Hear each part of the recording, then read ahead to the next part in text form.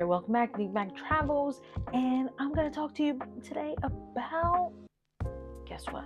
The ports in Alaska, right? We've already talked about the boat, what you can kind of expect on a boat, what to pack, the excursion. Let's talk about the ports. The ports, be ye prepared.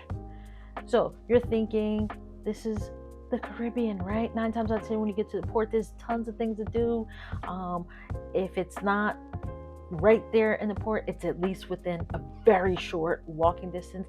That is not the case with most of the ports in Alaska.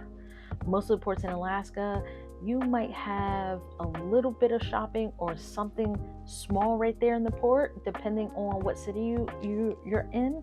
But there are numerous ports where you have to take a shuttle or some other form of transportation in order to get to the actual city or downtown area. So you're going to want to consider that when you're thinking about getting off the boat to go into port.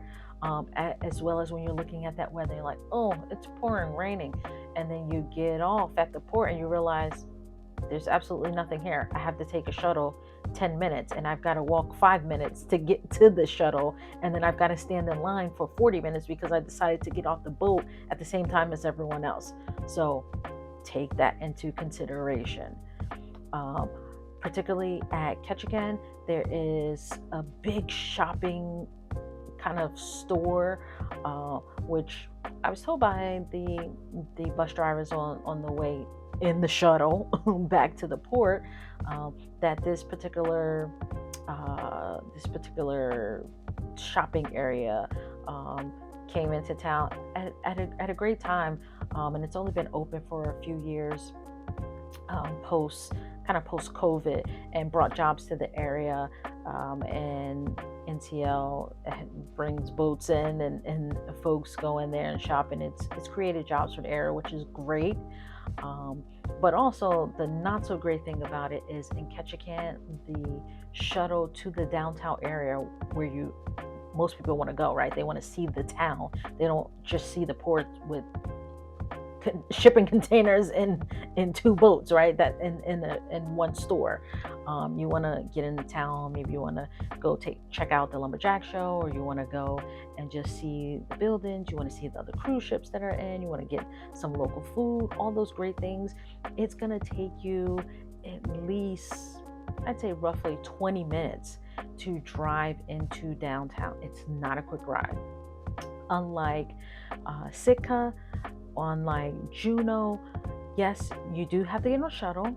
Those shuttles are more like 5 to 10 minute drive to get to the downtown, more common area where you can go and just kind of do a little sightseeing, walking around, shopping, things like that. So Sitka, Juneau, shorter rides, but rides nonetheless. You're not going to get off the boat and see things. In Sitka, there is no shopping.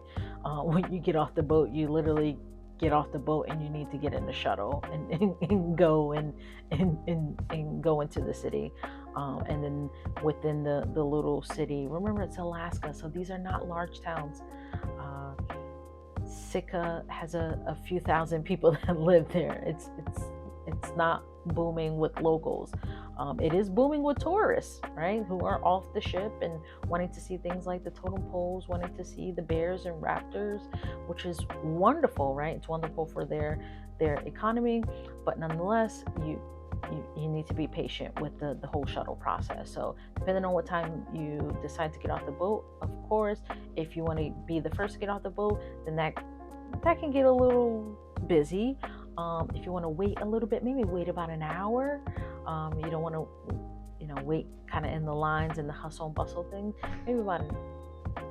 Maybe wait about an hour, and that will kind of save you some time in terms of having to stand in the lines.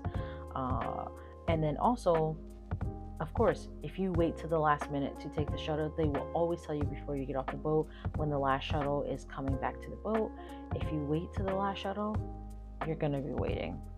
And so that process is a little bit long. You're going to be waiting for the elevators once you get on the boat to go back to your room or go get something to eat, whatever the case may be. So keep that in mind. But when you've booked your trip and you're starting to think about excursions, look at the time frame that you're going to be in each port. The time frames can be kind of weird. So you might be at a location at 6 in the morning and you are all aboard at 12:30. It's only half day. And it's an early half day. So basically by lunchtime, you're already back on the boat. So you're going to want to take that into consideration. If you're not an early person like I am, that might cause a little rift. You might want to rethink some things. But otherwise, get off the boat, go into the port, enjoy yourself, see the sights, see as much as you can in every location, regardless of the weather. Remember, you've packed layers, you've listened to my other video, and you're prepared for whatever Alaska has to throw at you. All right. On the next one, I'm going to talk about being a solo traveler.